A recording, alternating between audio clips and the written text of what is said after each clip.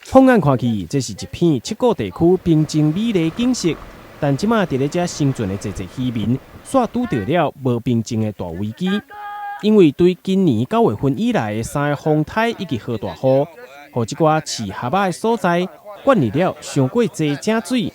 造成池仔内的水盐分不足。伫咧风台过后，出现了蛤蟆大量死亡的情形。到现场会勘的立委陈廷辉也手握着无法度大汉的蛤蟆，希望行政院渔业署甲市府农业局应该爱赶紧做全面的勘查。所以这个就是长不大的蛤蟆了。它是经过水伤，然后没有办法在我们这一次我们的灾害救助的时间之内，10月11号，然后来提出申请。咱即马规个7股的蛤蟆拢看到安尼，规个就是铺伫咱的水面的，就是拢死去的。然后路边看到拢是咱渔民家遐清起来，放伫路边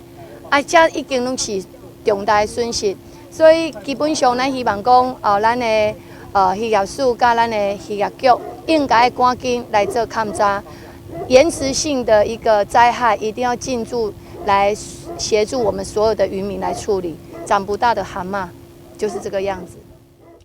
渔民伫咧现场大声陈情，因表示，无论是渔湾边啊，当咧整理的蛤蟆壳，或者是渔湾当中还未清出来的蛤蟆，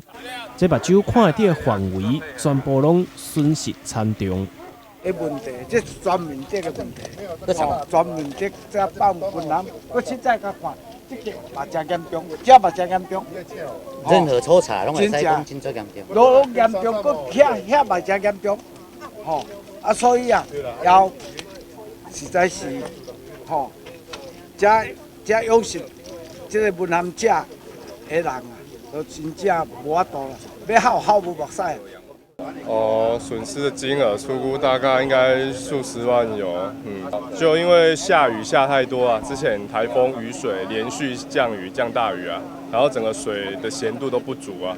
然后就这次一开始我们没有发现，可是最后就是因为延迟性，前1个礼拜就整个大爆发起来，对。早连续1个月，这个雨水导致渔湾内水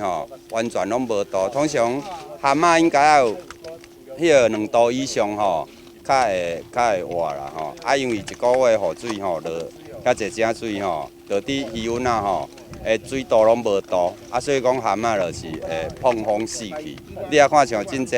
就是拢青壳啊开，完全拢死去啊！你上这家头啊，规个拢无去啊啦。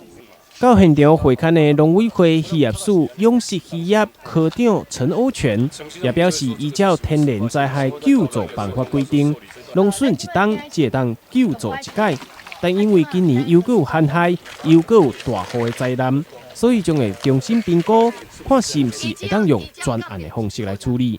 至于这一次呢，因为灾后台风过后有一段时间呢，是不是因为所谓的一个台风而导致它迟发性的一个死亡呢？按照我们的规定呢，就是说要请主管机关台南市政府这边呢，来这个成立这个鉴定小组，邀集我们的这个水产试验所等相关专家来做这一次的一个灾损的一个认定。第讲伫10月11申报进前，并无发现到讲有这个蛤蟆死亡的状况，因为蛤蟆位伫足深度的这个所在，所以当时伊嘛认为讲应该无受损，所以无去申报。不过咧，伫10月11了后，包括咱的整个雨量的问题，佮甲咱这个日头晒落了，我规个蛤蟆规个拢。产生了整个死亡的状况，即马伫咱所有湾仔边拢有看到这蛤蟆壳，就是死去的蛤蟆。所以我相信这就是延迟性的整个的灾害。台南新闻王子豪采访报道。